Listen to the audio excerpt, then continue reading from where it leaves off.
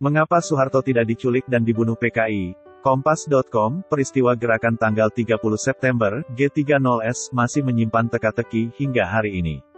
Salah satunya menyangkut peran Presiden kedua RI, Soeharto. Di antara berbagai teori tentang dalang G30S, ada yang meyakini Soeharto lah yang sebenarnya berada di balik peristiwa G30S dan pembantaian ratusan ribu orang yang menyusulnya. Teori ini didukung sebuah pertanyaan sederhana, mengapa Soeharto tidak ikut diculik dan dibunuh oleh PKI seperti jenderal-jenderal lainnya? Sebelum menjawab pertanyaan itu, perlu dipahami dulu keadaan politik yang melatar belakangi peristiwa G30S. Kenapa G30S terjadi? Selama puluhan tahun, pemerintah Orde Baru dan sekolah mengajarkan peristiwa G30S adalah ulah Partai Komunis Indonesia, PKI. Faktanya, penculikan dan pembunuhan para jenderal pada tanggal 1 Oktober tahun 1965 tak bisa dilihat sebagai kesalahan tunggal PKI. Peristiwa G30S dipicu dari kabar burung yang mengatakan adanya sekelompok jenderal atau Dewan Jenderal yang hendak mengudeta Presiden Soekarno. Peter Kasenda dalam Kematian DNID dan Kejatuhan PKI, 2016, menulis, PKI mendapat informasi ini dari rekan mereka di militer yang merupakan simpatisan PKI. Militer saat itu terbelah menjadi beberapa faksi yang saling memperebutkan pengaruh dan kekuasaan. Ada sebagian kecil yang simpati terhadap PKI. PKI adalah salah satu partai penguasa saat itu. Kader-kadernya menduduki kursi dewan dan kursi pejabat. Berikutnya ada faksi-faksi yang justru anti terhadap PKI. Ada yang setia kepada Soekarno, dan ada yang tidak. Di faksi inilah, diyakini Dewan Jenderal bersarang. Perlu diingat, setelah Perang Dunia II berakhir pada 1945, negara-negara pemenang saling bersaing memperebutkan pengaruh. Persaingan yang dikenal dengan Perang Dingin ini membelah dunia menjadi dua. Ada Uni Soviet dengan paham komunisnya, dan ada Amerika Serikat dengan paham kapitalisnya. Di tahun 1960-an, Soekarno dan PKI condong ke Uni Soviet dan anti-Barat. Nah, Dewan Jenderal diyakini sejalan dengan Amerika Serikat yang ingin menyingkirkan Soekarno. Atas dasar keyakinan ini, para perwira militer yang loyal kepada Soekarno bergerak secara diam-diam untuk mencegah kudeta. Ada Kolonel Abdul Latif, Komandan Garnisun Kodam Jaya, Letkol Untung, Komandan Batalion Pasukan Pengawal Presiden Cakrabirawa, dan Mayor Sujono, Komandan Resimen Pasukan Pertahanan Pangkalan di Halim. Mereka didukung oleh Syam Kamaruzaman, Kepala Biro Khusus, BC PKI yang merupakan Badan Intelijen PKI. Daftar jenderal yang jadi sasaran disusun oleh Syam bersama para perwira militer. Mereka berencana menculik para jenderal dan membawanya ke hadapan Presiden Soekarno. Belakangan, rencana ini gagal total. Persiapan tidak dilakukan dengan matang. Para jenderal malah dibunuh. Di mana Soeharto? Dalam kesaksiannya kepada Mahkamah Militer, Latif membeberkan alasannya tidak memasukkan nama Soeharto.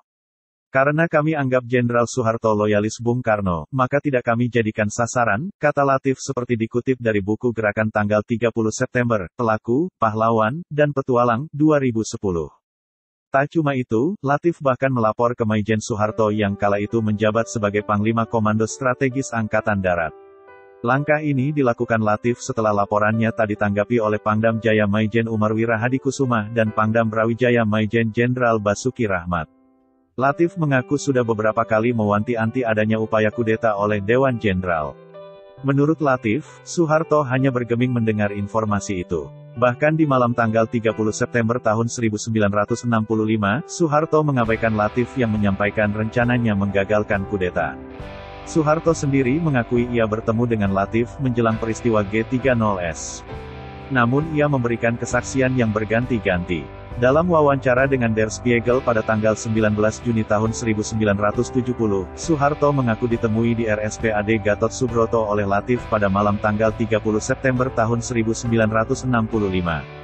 Soeharto tengah menjaga anak bungsunya, Hutomo Mandala Putra alias Tommy yang dirawat karena luka bakar akibat ketumpahan sop panas. Namun katanya, Latif tidak memberi informasi apa-apa, malah akan membunuhnya saat itu juga. Dia justru akan membunuh saya. Tapi karena saya berada di tempat umum, dia mengurungkan niat jahatnya itu, kata Soeharto. Namun dalam autobiografinya, Soeharto Pikiran, Ucapan, dan Tindakan Saya, 1988, Soeharto mengaku hanya melihat Latif dari kejauhan dan tak sempat berinteraksi. Setelah peristiwa G30S, suasana memanas. PKI dianggap sebagai dalang. Presiden Soekarno juga tak melakukan apa-apa. Masyarakat sipil, mahasiswa, dibantu tentara, menggelar berbagai demonstrasi besar-besaran menuntut PKI dibubarkan dan ekonomi diperbaiki. Puncaknya pada tanggal 11 Maret tahun 1966. Soeharto yang saat itu menjabat Panglima Angkatan Darat meminta Soekarno memberi kuasa untuk mengatasi keadaan. Permintaan yang dikenal dengan Super Semar, surat perintah tanggal 11 Maret itu membuka jalan bagi Soeharto untuk mengambil kekuasaan dari Soekarno. Soeharto muncul sebagai pahlawan. Ia menumpas PKI dan menjadi presiden. Kekejaman yang sesungguhnya terjadi belakangan, setidaknya 500.000 orang yang dituduh PKI atau simpatisannya, dihabisi di berbagai penjuru Indonesia. Yang lebih beruntung, berakhir di penjara selama puluhan tahun. Seperti Latif yang merasa dikhianati oleh Soeharto. Jadi siapa yang sebenarnya telah mengakibatkan terbunuhnya para jenderal tersebut? Saya yang telah memberi laporan lebih dulu kepada Jenderal Soeharto. Atau justru Jenderal Soeharto, yang sudah menerima laporan tetapi tidak berbuat apa-apa, kata Latif dalam kesaksiannya. Nyatanya, sama sekali tidak pernah ada langkah-langkah untuk menambah penjagaan. Sebaliknya, setelah peristiwa G30S meletus, selain menghantam G30S dan juga membantai ribuan rakyat yang sama sekali tidak tahu apa-apa, mereka bertiga, Soeharto, Umar Wirahadikusumah, dan Basuki Rahmat, kemudian malahan bersama-sama menggulingkan pemerintahan Presiden Soekarno, ujar Latif.